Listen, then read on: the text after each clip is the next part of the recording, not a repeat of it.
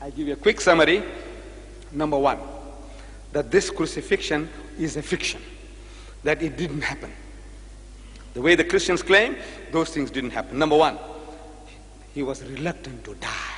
He didn't want to die. He didn't come prepared to come for any type of sacrifice. Luke chapter 22 verse 36, you'll find he's preparing for a fight.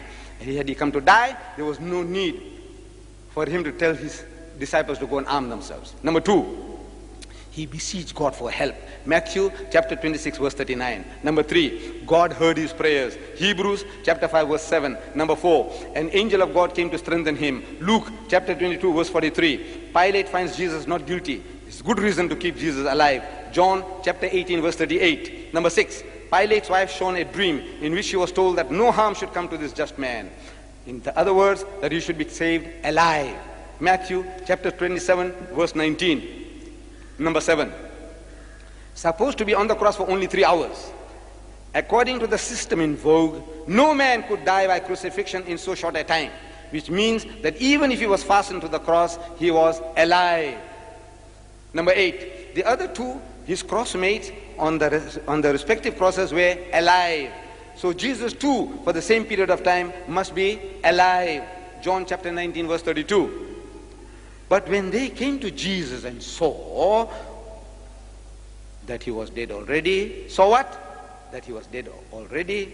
As is, on page 36 and 37 and 38, I give you a list of 11 different persons in the newspapers who were certified dead and they were not dead. By doctors with stethoscopes, they were pronounced dead and they were not dead. They came back to life. And there is a society in England, I have given you the picture of the society of people who have come back from the dead. Were they all resurrected? No. But they were certified dead. This man, seeing a person on the cross, says he thought he was dead and he saw that he's dead already. I said, what does it mean, and saw? When doctors make mistakes in the Crucifixion hospital, where Chris Barnard operates, a white woman was certified dead and put into the mortuary, next morning she came out alive. When you make mistakes by the day, certifying people dead when they're not dead, what this means? That he was dead already. So I said, Jesus was John 19:33, that there was a mistake there in seeing. Number 9, Encyclopedia Biblica under article cross, column 960 says that when the spear was thrust, Jesus was alive. We didn't write the Encyclopedia Biblica. Number 10, and when they launched him on the side with the spear, so forthwith they came out blood and water, which is a sign of life. Number 11, his legs not broken as a fulfillment of prophecy. I said legs can be of any use only if Jesus was alive. And this is the fulfillment of prophecy, says the Christian. He keepeth all his bones, not one of them is broken. Psalms chapter 24 verse 20. Number 12, there was a thunderstorm, earthquake, and darkening of the sun, all within 3 hours, to disperse the sadistic mob, to enable his secret disciples to help keep him alive. Number 13, the Jews doubted his death. They suspected that he had escaped death on the cross, that he was alive. And now the next day, they go to Pilate, the chief priests and Pharisees come together into Pilate saying, Sir, we remember so-and-so, and we don't want to make another mistake like we had made in the first, that the last error shall be worse than the first error. What was the first error they made? You know what? They allowed the body to come down without breaking his legs. Now they want to make doubly sure, but they missed the bus. The Jews missed the bus. Last night, there was in the Argus that they didn't miss the bus. In Palestine, in 25 seconds, they killed 3 Arabs, and who were out to do some terrorist business, they killed 3. They didn't miss the bus there. But here, in the Bible, Matthew chapter 27, verses 62 to 64, they missed the bus, because the next day they go along to make the sepulchre secure. Next day, after the horse has bolted, you go and lock the gate. There's something wrong with you. The Bible says, next day. Pilate, number 14, Pilate marvels to hear that Jesus was dead. He said, Pilate marveled if he were already dead. And calling to him the centurion, he asked him whether he had been any while dead. Mark chapter 15, verse 44. You only marvel if you know the thing that they're talking didn't happen. If you take a man to a firing squad and you put 6 bullets through him, and if he dies, there's nothing to marvel. But if he didn't die, you marvel. Now Pilate marvels that, look, no man can die within 3 hours. In other words, according to his experience, the man is alive. Number 15, big and roomy chamber, close at hand and big and airy for willing hands to come to the rescue. Providence was out to keep Jesus alive. Number 16, stone and winding sheets had to be removed, only necessary if Jesus was alive. John chapter 20 verse 1.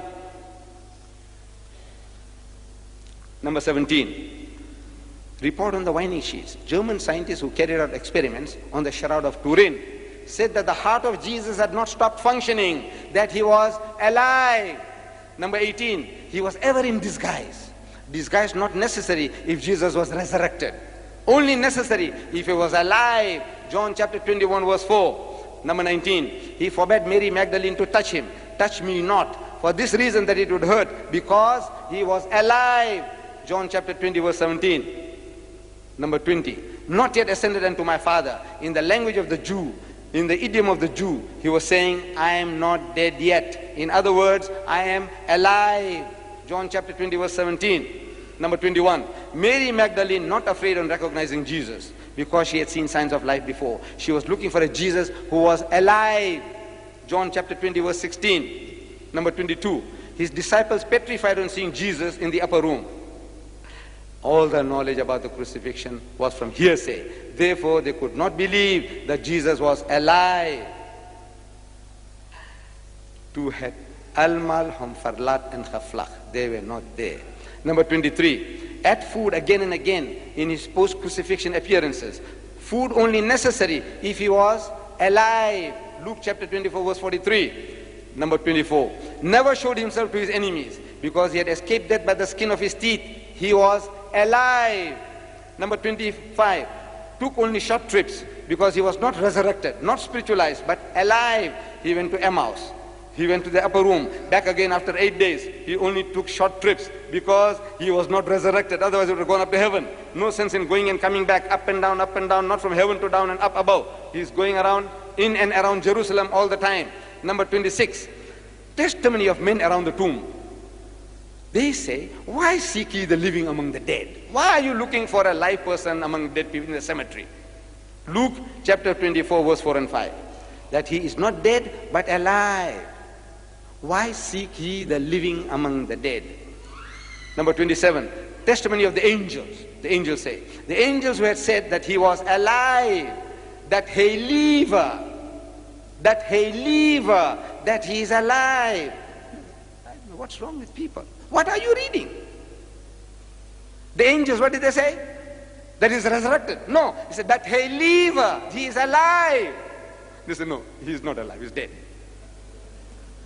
He did not say resurrected, but the actual word uttered by the angels was alive. Luke chapter 24 verse 23. 28, Mary Magdalene testifies.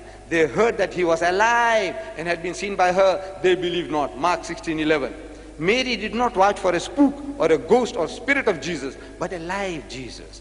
What they could not believe was that the Master was alive. Mark 16:11. Number 29, Dr. Primrose, a senior anesthetist of the Royal Glasgow Infirmary, he says that the water in the blood was an account of scourging by staves and upset of the nervous vessels, that which was a sure sign that Jesus was alive. And now, the last and final one for tonight, Jesus had himself foretold that he was going to remain alive. Matthew chapter 12 verse 38, 39, 40. He himself had told that he was not to die. That is his prophecy.